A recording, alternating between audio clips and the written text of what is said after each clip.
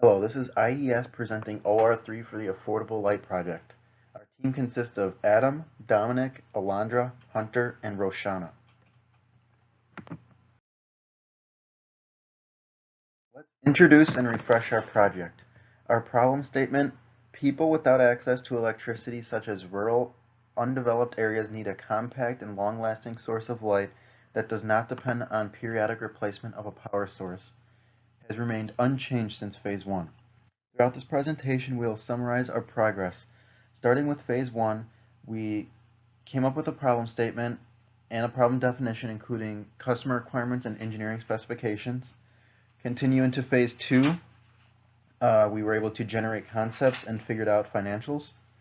Concluding with Phase 3, where we developed various models and chose proper manufacturing methods.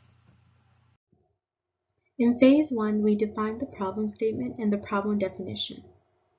The problem definition is the following: product portability, long lifespan of product, bright light with long duration, inexpensive, and simple and easy to fix.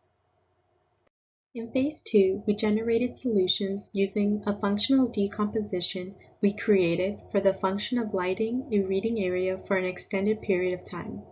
We also created a morphological chart to generate ideas for 15 solutions.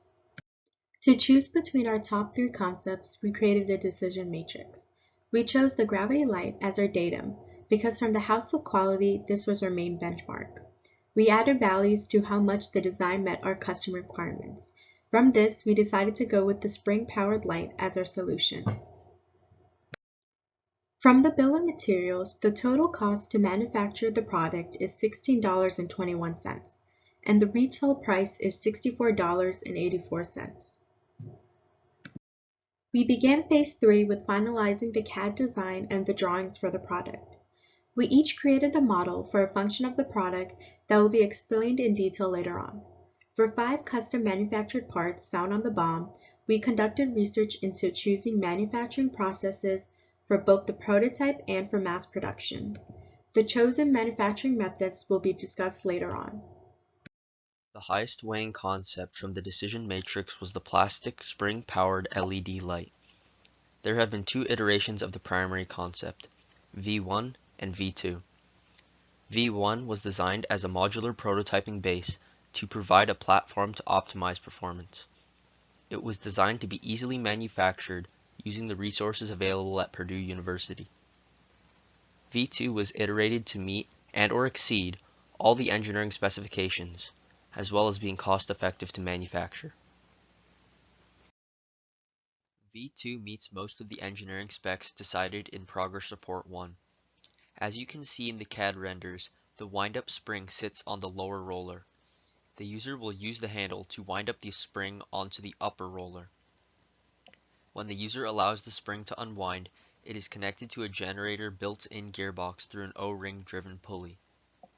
We have engineering models that prove that the optimum ratio for the pulley to be 2.4 to 1. The potential energy of the spring is converted into electrical power to power the LED light. The LED, which faces in a slight downward angle, is optimal for reading. The methods used to develop the engineering process of the renewable light followed the ME263 curriculum. To identify and define the problem, we researched consumers, the potential market and competitors, and quantified customer requirements into engineering specifications in our House of Quality. Concepts were generated and streamlined using a functional decomposition, morphological chart, and a series of decision matrices. The design's financial viability was reported through a bill of materials and its own financial analysis. Due to the lack of a physical prototype, certain design aspects were estimated using models in order to measure the expected performance of the design. The gear ratio model was tasked with finding the appropriate gear ratio needed to wind up the spring. It was found to be 2.4, and the following dimensions of the O-ring and pulleys and belt length were used to achieve this ratio.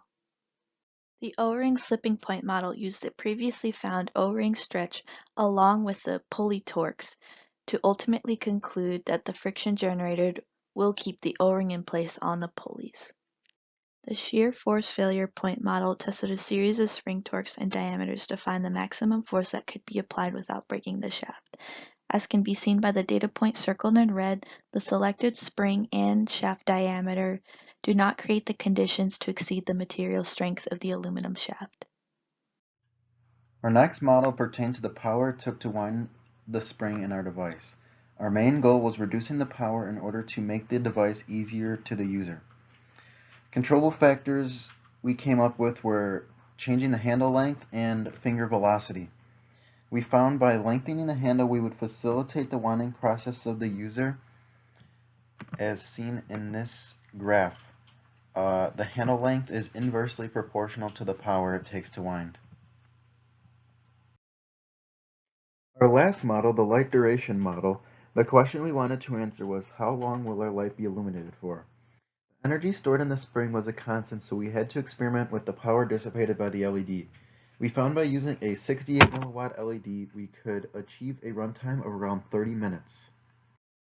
The creation of these models required us to use material from classes outside of ME263, like statistics, dynamics, as well as some online sources and some self-taught knowledge. In conclusion of our design, it is shown that we were able to meet our requirements for size, light duration, weight, and complexity. We were slightly off with our cost goals and pretty far off with our force to charge. It should also be noted that we weren't able to make an accurate brightness measurement without the prototype, and this is due to the fact that there are just too many variables that could have affected the brightness. For future design consideration, we wanted to prioritize the engineering specifications that weren't met by the current design. We could potentially manufacture more of our own parts or attempt to reduce the total part numbers to lower the total cost. The force to crank can be easily fixed by lengthening the crank handle, and given the small size and weight of the final product, we could expand for a bigger spring that produces more power if the current light isn't bright enough.